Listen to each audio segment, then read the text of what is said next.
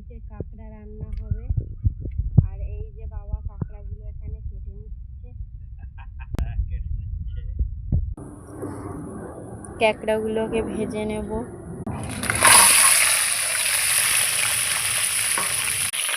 হলুদ দিয়ে ভালো করে ভেজে নেব আর আলুটা ভেজে নেব।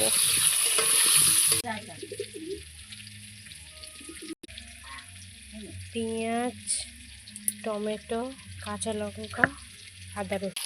পেঁয়াজ, কাঁচা লঙ্কা, টমেটো দিয়ে ভালো করে নেড়ে চেড়ে কষিয়ে আদা রসুন দিয়ে কষিয়ে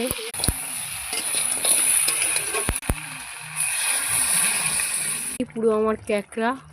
তোমরাও একবার এইভাবে রেঁধে খেয়ে দেখবে।